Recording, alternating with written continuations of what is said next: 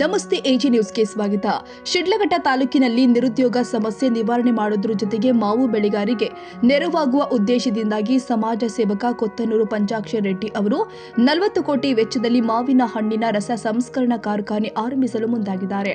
ಕೊತ್ತನೂರು ಸಮೀಪದ ಬಚಹಳ್ಳಿ ಕೊತ್ತನೂರು ಮಾರ್ಗದಲ್ಲಿ ಇರುವ ಸುಮಾರು 8 ಎಕರೆ ಪ್ರದೇಶದಲ್ಲಿ ನಿರ್ಮಾಣವಾಗಲಿರುವ ಈ ಕಾರ್ಖಾನೆಗೆ ಗುದ್ದಲಿ ಪೂಜೆ ಮಾಡಲಾಗಿದೆ. ತಮ್ಮ ದಿವಂಗತ ಸಹೋದರರ ಸ್ಮರಣಾರ್ಥವಾಗಿ ಕಾರ್ಖಾನೆಯನ್ನು ಸ್ಥಾಪಿಸಲಾಗುತ್ತಿದ್ದು, ಇದನ್ನ ರೈತರ ಅಭಿವೃದ್ಧಿಗೆ ಮೀಸಲಿಡುವ ಉದ್ದೇಶ ಹೊಂದಲಾಗಿದೆ ಅಂತ ಪಂಚಾಕ್ಷರ ರೆಡ್ಡಿ ತಿಳಿಸಿದ್ದಾರೆ. ಕಾರ್ಖಾನೆಯಲ್ಲಿ 2 ಘಟಕಗಳನ್ನು ನಿರ್ಮಿಸಲಾಗುತ್ತಿದ್ದು, ಪ್ರತಿ ಗಂಟೆಗೆ ಒಟ್ಟು 20 ಟನ್ ಮಾವನ್ನ ಸಂಸ್ಕರಿಸುವ ಸಾಮರ್ಥ್ಯ ಹೊಂದಿರಲಿದೆ.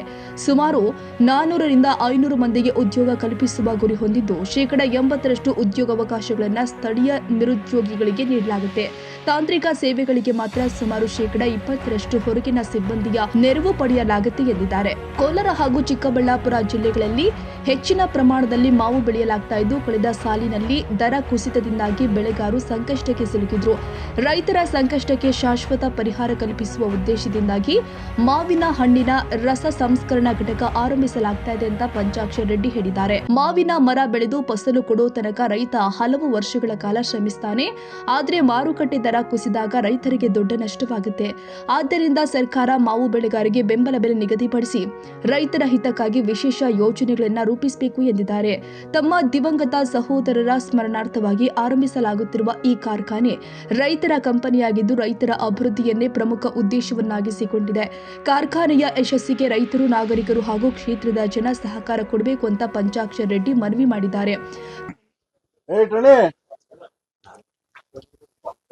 ಶ್ರಾವಣ ಶುಕ್ರವಾರ ಮಹಾತಾಯಿ ವರಮಹಾಲಕ್ಷ್ಮಿ ಕೃಪೆಯಿಂದ ಎಲ್ಲರಿಗೂ ಶಿಡ್ಲಘಟ್ಟ ಹಾಗೂ ಚಿಲ್ಕನೇರ್ಪುರ ವಿಧಾನಸಭಾ ಕ್ಷೇತ್ರದ ಜನತೆ, ನಾಡಿನ ಜನತೆ, ನಮಗೂ ನಿಮಗೂ ಎಲ್ಲರಿಗೂ ಅಮ್ಮ ಆಯುರ ಆರೋಗ್ಯ ಐಶ್ವರ್ಯ ಭಾಗ್ಯ ಕೊಟ್ಟು ಕಾಪಾಡಲಿ ಅಂತೇಳಿ ಈ ಸಂದರ್ಭದಲ್ಲಿ ಅಮ್ಮನಲ್ಲಿ ನನ್ನ ಶಿರಸಾವಂಚಿ ಕೋರ್ಕಂತ. ಇವತ್ತು ಮಹಾಸುದಿನ. ಮೊನ್ನೆ ಹೀಗೆ ನಾವು 4-6 ಜನ ನಮ್ಮ ಲೋಕಿ ಸಮೇತವಾಗಿ ಕೂತಿದ್ವಿ. ಮಾತಾಡ್ತಾ ಆ ಒಂದು ಮಾತಂದೆ, ಒಂದು ಸಣ್ಣ ಪೂಜೆ ಇಟ್ಕೊಂತೀವಿ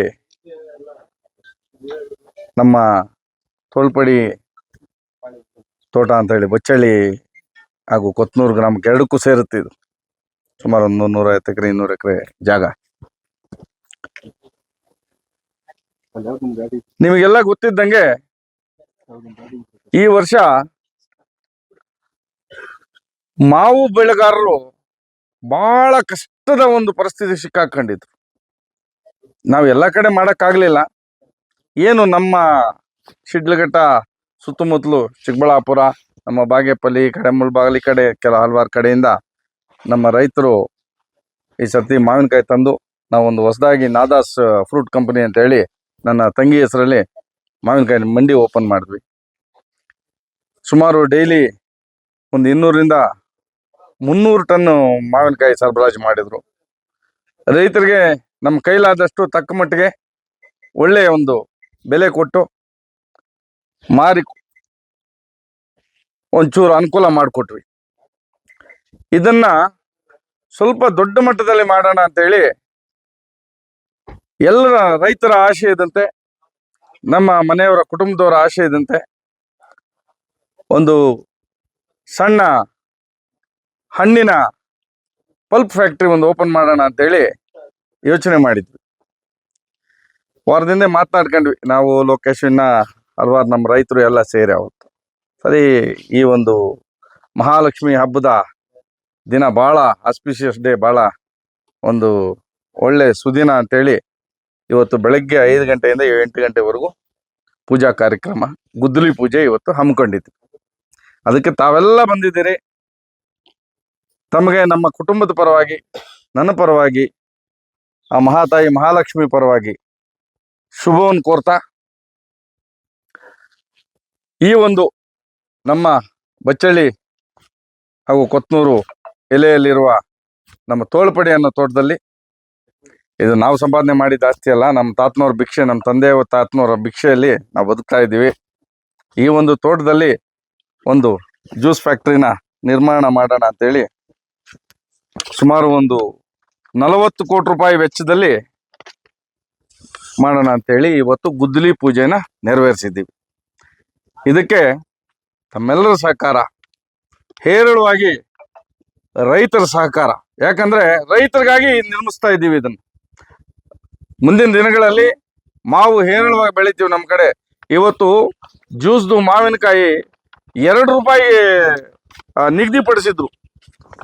1 ಟನ್ 1,000 kg 2,000 ಅಂದ್ರೆ ಬರೀ 2 ರೂಪಾಯಿ. ರೈತರು ಏನಾಗೋದು ಹೇಳಿ? ಸುಮಾರು ಜನ ಈ ಕಡೆ ಹಲವಾರು ರೈತರು ನನ್ನ ಹತ್ರ ಅಳಲು ತೋಡ್ಕೊಂಡ್ರೆ ಏನಂತ, ರೆಡ್ಡಿ ಈ ಸರ್ತಿ ನಾವು ಮಾವಿನ ಮರಗಳು ಕಡ್ದಾಕ್ಬಿಡ್ತೀವಿ ಅಂತ.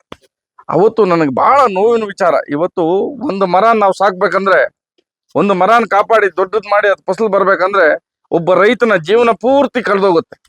ಅಂಥದ್ರಲ್ಲಿ ಇವತ್ತು ಮರ ಕಡಿತೀವಿ ಅಂದ್ರೆ ಇನ್ನೆಷ್ಟು ನೋವಿನಿಂದ ರೈತನಿರ್ತಾನೆ. ಇದಕ್ಕೆ ಬರೀ ನಾವು ಪ್ರಯತ್ನ ಪಟ್ರೆ ಆಗಲ್ಲ, ಸರ್ಕಾರ ಮುಂದಕ್ಕೆ ಬರ್ಬೇಕಿಂತವಕ್ಕೆ.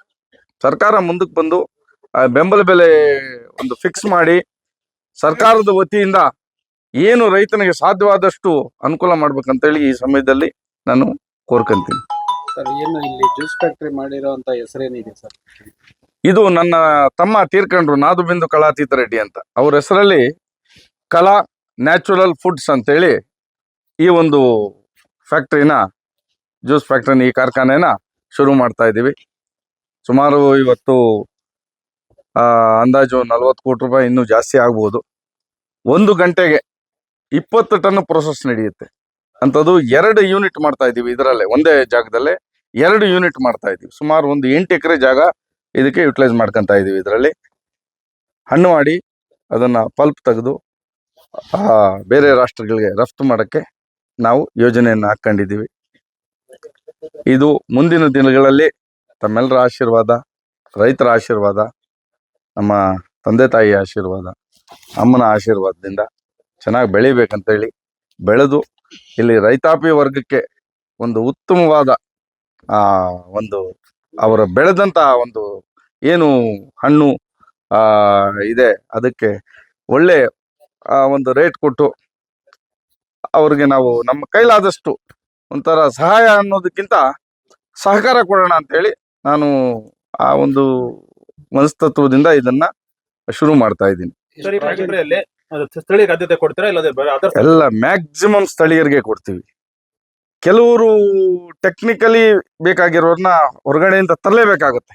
80% ಸ್ಥಳೀಯರಿಗೆ ಆದ್ಯತೆ ಕೊಡ್ತೀವಿ. ಇವತ್ತು 400 ಇಂದ 500 ಜನ ಸ್ಟಾರ್ಟಿಂಗ್ ಅಲ್ಲಿ ಉದ್ಯೋಗ ಕೊಡ್ತೀವಿ.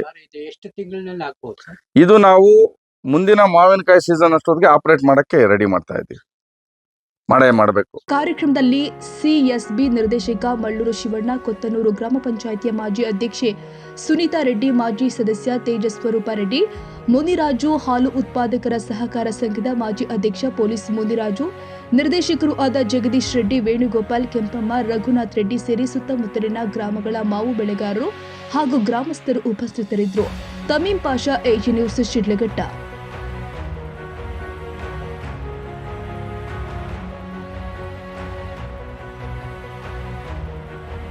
ಕನ್ನಡಿಗರ ಮೆಚ್ಚಿನ ನಿಮ್ಮ AG 24/7 ನ್ಯೂಸ್ ಕನ್ನಡ ವಾಹಿನಿ ಇದೀಗ ಟಿವಿಯಲ್ಲಿ ಲಭ್ಯ. ಈ ವೇಳೆ ನೋಟಿಸ್ ಕೊಟ್ಟಿದ್ರೆ ವಾಪಸ್ ತಗೋತೀವಿ.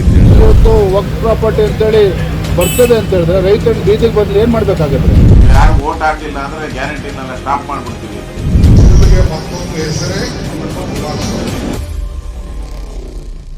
ಕರ್ನಾಟಕ ಮತ್ತು ದೇಶ ವಿದೇಶ 360 ಡಿಗ್ರಿ ಸುದ್ದಿ ಹಾಗೂ ಉತ್ತರ ಕರ್ನಾಟಕ, ಬೆಳಗಾವಿ, ಬಾಗಲಕೋಟೆ, ಧಾರವಾಡ, ಹಾವೇರಿ, ಗದಗ, ಬಿಜಾಪುರ ಜಿಲ್ಲೆಯ ಕ್ಷಣ ಕ್ಷಣದ ವಿವರವನ್ನ ಪಡೆಯುವುದಕ್ಕೆ AG 24/7 ನ್ಯೂಸ್ ಕನ್ನಡ ವಾಹಿನಿಯನ್ನ ಲೈಕ್ ಮಾಡಿ, ವಿಡಿಯೋಗಳನ್ನ ಶೇರ್ ಮಾಡಿ, ಕಮೆಂಟ್ ಮಾಡುವ ಮೂಲಕ ನಮ್ಮ ವಾಹಿನಿಗೆ ಸಹಕಾರ ನೀಡಿ ಮತ್ತು ಚಾನೆಲ್ ಅನ್ನ ಸಬ್ಸ್ಕ್ರೈಬ್ ಮಾಡಿ. ಧನ್ಯವಾದಗಳು.